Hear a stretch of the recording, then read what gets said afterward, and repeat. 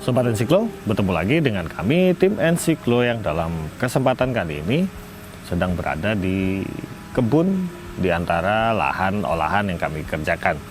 Di kesempatan siang kali ini kami ingin bercerita tentang konsep penerapan trichoderma. Nah, tentang pembuatan trichoderma sebenarnya sudah kami sampaikan pada video sebelumnya, di mana kami menunjukkan kepada teman-teman semua untuk bagaimana cara mengumpulkan trichoderma dari alam. Sebelum masuk ke sana, ingin mengulangi sedikit bahwasanya trichoderma ini adalah sejenis jamur. Nah, tetapi meskipun jamur, dia punya kemampuan dan kecenderungan untuk memakan dan memusnahkan jamur lainnya. Karena itu seringkali trichoderma disebut juga dengan biofungisida, artinya fungisida yang hidup.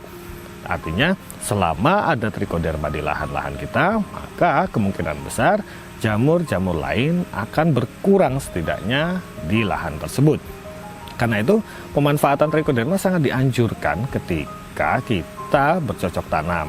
Seperti misalnya untuk menghindari layu akibat jamur, fusarium misalnya.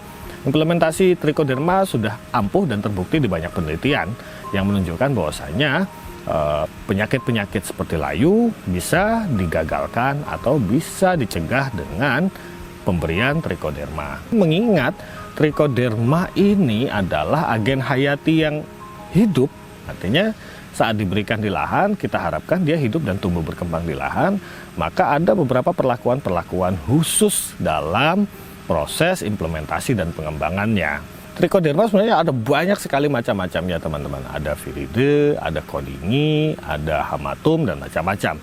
Nah, varian-varian ini kebanyakan digunakan untuk pola-pola pertanian yang bersifat organik.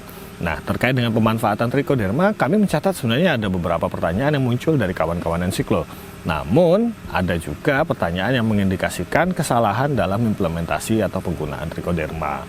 Nah, kesalahan ini bisa berakibat fatal dalam arti kita gagal mengimplementasikannya di media tanam.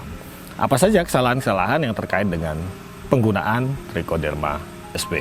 Salah pertama dalam penggunaan trichoderma sp ini terkait dengan pola pengembangannya. Nah, teman-teman seringkali banyak petani yang tidak bisa membedakan mana yang disebut jamur dan mana yang disebut dengan bakteri. Nah, kedua ruang hidup antara bakteri dan jamur ini berbeda teman-teman, meskipun ada beberapa asupan yang digunakan dalam pengembangan adalah sama. Nah, kalau teman-teman berbicara asupan atau bahan makanan yang bisa mengikat bakteri dan jamur dalam proses pengembangannya, jadi kita bisa kembali pada konsep PDA ya, potato, distro, dan agar. Artinya kentang, gula, dan agar. Nah, agar ini bisa ditinggalkan. Namun dalam siklus pengembangan bakteria dan jamur, keduanya berbeda. Bakteria sebagiannya bisa hidup secara anaerob, artinya dia bisa hidup dengan oksigen yang minim atau dengan tanpa oksigen sama sekali. Nah, sementara berbicara tentang jamur, maka dalam proses pengembangannya wajib teman-teman untuk membuat atau mengembangkannya secara aerob, artinya wajib mendapat akses pada oksigen sehingga fungus atau jamur seperti trichoderma ini bisa berkembang. Jika teman-teman melihat pada video kami sebelumnya di mana menunjukkan jerigen yang didesain untuk pengembangan bakteri di mana ada saluran udara keluar tetapi tidak ada saluran udara yang masuk. Nah, pola ini sebenarnya tidak bisa diterapkan pada pengembangan jamur sepenuhnya karena jamur membutuhkan oksigen untuk tumbuh dan berkembang.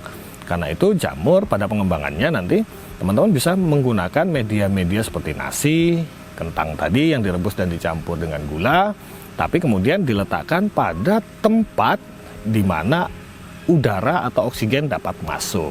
Jika tidak ada oksigen yang masuk, maka pengembangan trichoderma atau jamur-jamuran lain akan gagal.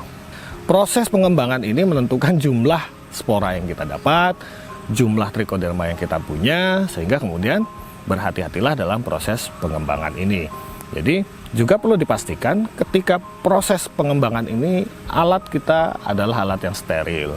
Saya sangat menganjurkan untuk membersihkannya dengan alkohol. Meski demikian, tidak perlu mendisinfeksi atau membersihkan biang atau tempat-tempat yang kita harapkan mendatangkan trichoderma. Misalnya ada banyak pertanyaan tentang apakah daun bambu perlu disterilkan? Tidak, karena daun bambu kita harapkan di sanalah ada spora trichoderma. Jadi kalau kita sterilisasi maka spora tersebut akan mati. Nah, biasanya teman-teman ketika kita menciptakan trichoderma cair atau trichoderma kering, nah di sanalah spora-spora itu ada, dan ketika kita sebarkan di lahan, maka spora-spora tersebut akan tumbuh dan berkembang di lahan. Bagi teman-teman petani, seringkali ini menjadi persoalan juga ketika berbicara soal seberapa banyak trichoderma atau kepadatan trichoderma dalam media nasi misalnya, atau media kentang yang sudah kita isolasi. Karena hal tersebut hanya bisa diketahui melalui uji laboratorium. Tapi setidaknya teman-teman, jika kita melakukan pengembangan secara tepat dan dalam jumlah yang banyak, artinya kemudian kita bisa mendapatkan trichoderma dalam jumlah yang masif pula. Nah, untuk itu, maka kalau kita mengisolasi dari alam misalnya, maka diharuskan sebaik mungkin kita mengembangkan terlebih dahulu dalam bentuk lain dari isolat murni yang kita dapatkan. Misalnya kita dapat satu genggam, satu tempurung kelapa, kita harus kembangkan dulu dengan metode misalnya dengan tadi yang saya sebutkan, dengan menggunakan kentang dengan gula merah. Nah, itu bisa kita gunakan. Mungkin dalam video ke depan saya akan membuatkan secara spesifik video yang menjelaskan tentang bagaimana proses pengembangan dapat dilakukan sehingga teman-teman mendapatkan trichoderma dalam jumlah yang besar setelah mengisolasi dari alam. Kesalahan ketiga yang terkait dengan penerapan trichoderma biasanya terkait dengan pengkondisian media tanam sebelum implementasi. Misalnya teman-teman melakukan implementasi trichoderma di lahan yang kering. Nah, saya sangat menganjurkan teman-teman pada saat pertama kali kita menyemprotkan trichoderma, sebaik mungkin tanah dalam keadaan lembab.